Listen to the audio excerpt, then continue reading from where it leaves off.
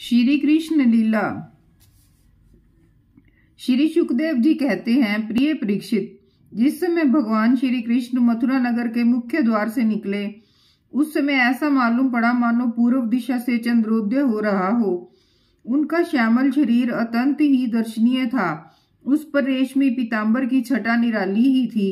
वक्षस्थल पर स्वर्ण रेखा के रूप में श्रीवत्स चिन्ह शोभा पा रहा था और गले में कौस्तुभ मणि जगमगा रही थी। 4 भुजाएं थी जो लंबी लंबी और कुछ मोटी मोटी थीं। हाल के खिले हुए कमल के समान कोमल और रतरारे नेत्र थे। मुख कमल पर राशि राशि आनंद खेल रहा था।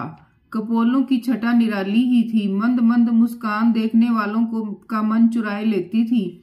कानों में मकराकृत कुंडल झिलमिल झिलमिल झलक रहे थे। उन्हें देखकर काल यवन ने निश्चय किया कि यही पुरुष वसुदेव है, क्योंकि नारद जी ने जो जो चिन्ह बतलाए थे, वक्षस्थल पर श्रीवत्स का चिन्ह, 4 भुजाएं, कमल के से नेत्र, गले में वनमाला और सुंदरता की सीमा, वे सब इसमें मिल रहे हैं। इसलिए ये कोई दूसरा नहीं हो सकता।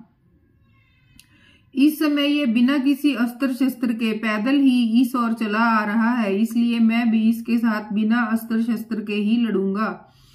ऐसा निश्चय करके तब काल यवन भगवान श्री कृष्ण की ओर दौड़ा।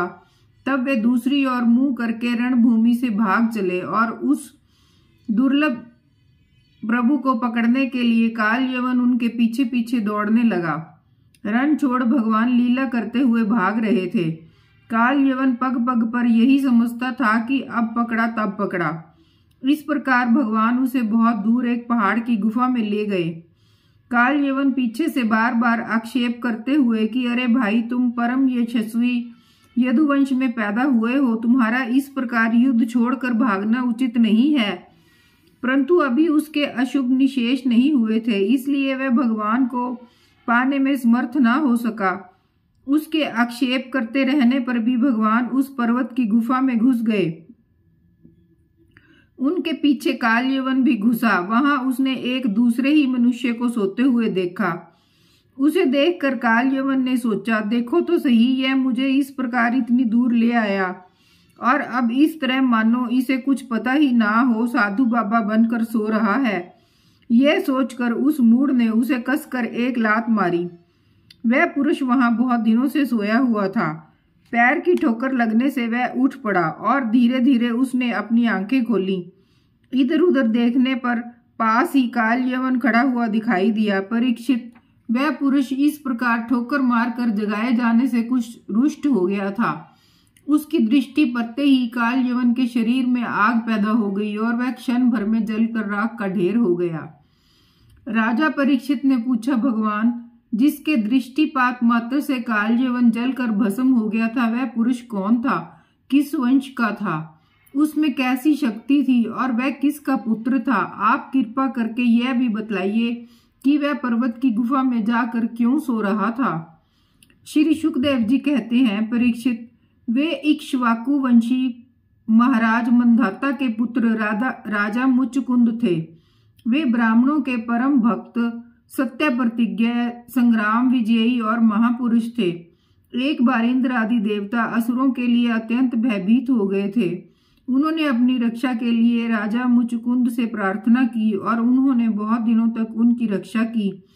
जब बहुत दिनों के बाद देवताओं को सेनापति के रूप में स्वामी कार्तिकेय मिल गए, तब उन लोगों ने राजा मुचकुंद से कहा, राजन, आपने हम लोगों की रक्षा के लिए बहुत श्रम और कष्ट उठाया है, अब आप विश्राम कीजिए। वीर शिरोमणि, आपने हमारी रक्षा के लिए मनुष्य लोक का अपना अकंटक राज्य छोड़ दिया और जीवन की अभिलाषाएं तथा भोगों का भी परित्याग कर दिया। अब आपके पुत्र, रानियां, बंधु बांधव और अमात्य मंत्री तथा आपके समय की प्रजा में से कोई नहीं है। सबके सब काल के गाल में चले गए हैं। काल समस्त बलवानों से भी बलवान है। वह स्वयं परम समर्थ, अविनाशी और भगवत स्वरूप है। जैसे ग्वाले पशुओं को अपने वश में रखते हैं, वैसे ही वह खेल खेल में सारी प्रजा को अपने अधीन रखता है। राजन, आपका कल्याण हो। आपकी जो इच्छा हो हमसे मांग लीजिए।